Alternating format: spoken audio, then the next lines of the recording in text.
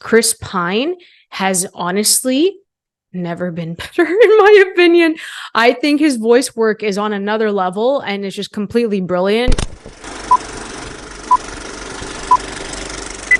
Hey everyone, welcome back to Candid Cinema. I'm Amanda, otherwise known as AMXND Reviews on Twitter, Instagram, and Letterboxd. Today I will be reviewing the new Disney film Wish, and because it is its centennial year, this one was special, but I did have some issues with it. I do want to give a huge shout out to Disney for giving me the opportunity to watch this ahead of its release date. It is a special film, and in this film we have Asha, who wants to become King Magnifico's assistant. So Asha is played by Ariana DeBose and Chris Pine plays King Magnifico. Incredible voice work from Chris Pine, from Ariana DeBose, even from Alan Tudyk, who plays Valentino, her little goat friend. I loved this voice cast. They had incredible moments, especially Chris Pine. He stole the spotlight entirely. We have an incredible character with King Magnifico. We have a throwback to what great villains used to be,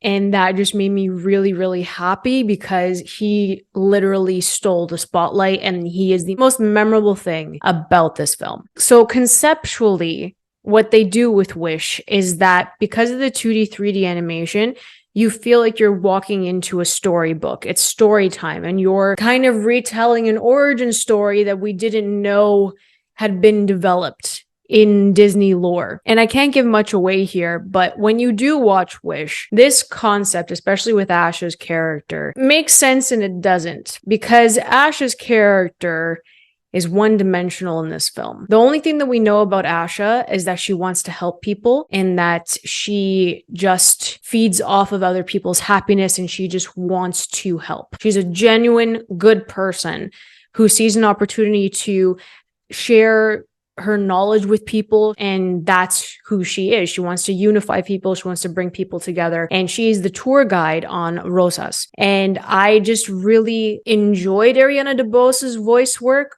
Again, the singing is incredible, but Asha doesn't have any aspirations of her own. We don't know what she's wishing for. The whole point of this film is making people believe in the fact that you can still wish, you can still have dreams. Your dreams are a part of your soul and they're very important. Beautiful sentiment there. And Asha wants to work for King Magnifico, but King Magnifico is someone who holds the townspeople, all of their dreams. They have them in these like little spheres, which I really liked because you could see the dreams from the people in these spheres, and he holds them. So once every so often, he'll throw a ceremony and someone's wish will be like restored and it'll come true. But he is very picky and he grants these wishes based on what will help improve his kingdom and what would work to his benefit. So you see like the makings of like his villainy towards the beginning of this film. But again, he's more well-rounded because he has an objective. He has a motivation. He's a perfect villain that we've been missing in many, many Disney films. He's fantastic in this. Chris Pine has honestly never been better, in my opinion. I think his voice work is on another level and it's just completely brilliant. You guys know how much I loved Ewan McGregor as Sebastian J. Cricket in Guillermo del Toro's Pinocchio last year. So if we can give awards for voice acting, Chris Pine, hands down, next to Jack Black as Bowser, 100%. Those are the two this year. But Chris Pine outshined everyone in this film. So not only does Asha want to help her grandfather with his wish, he just turned 100 years old. She wants to help everyone get their wishes. So again, she has an objective, but has nothing to do with her. So I don't know enough about Asha. What are her dreams? What are her aspirations? I have no idea, other than the fact that she has a beautiful singing voice and she just wants to help people. That's all I know. So yeah, is she selfless? 100%, but I still know nothing about her. On top of that, the rest of the characters, the rest of like Asha's friends, there are plenty of references in this film. And for me, it just scratched the surface of what they could have done with Wish. And I really wish, that they could have leaned into that aspect, those references a bit more, because I think that's what would have made this completely magical. To have Asha in the mix of like this next princess that they've developed, this next female character that they have developed, I think that it would have just made it more special as like, you know, it's the centennial year. We have another female character, and I'm not saying she's not entertaining to watch. I think she's very likable. She's very sweet. The kids are going to love her, but there needs to be more here, especially with the concept that they're playing with. I just think that the execution was a bit flawed and they could have really pushed the boundaries here, but in a way they did play it extremely safe.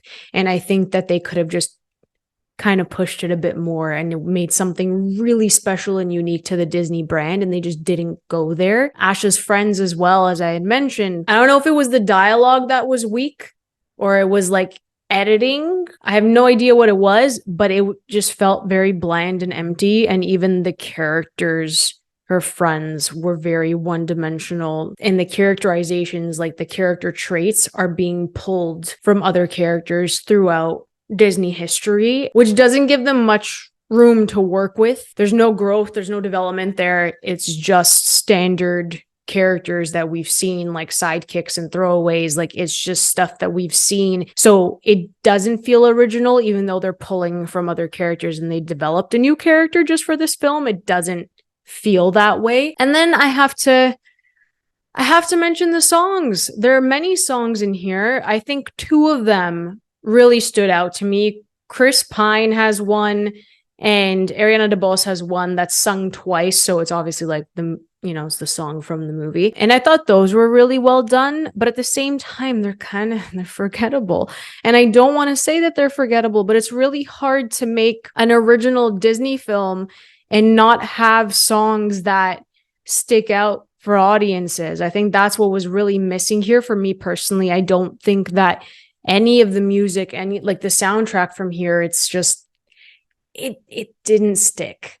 It didn't stick. I remember walking out of Frozen and I was singing all of the songs walking out of Frozen, even like from Moana or Tangled, even like those were the three that they have stuck in my mind. But there's just something off about Wish. It felt very empty to me. I don't know. I feel really sad saying that. I don't want it to be like that, but it felt empty. And I really tried to connect with Asha, but her character was in service of everybody else.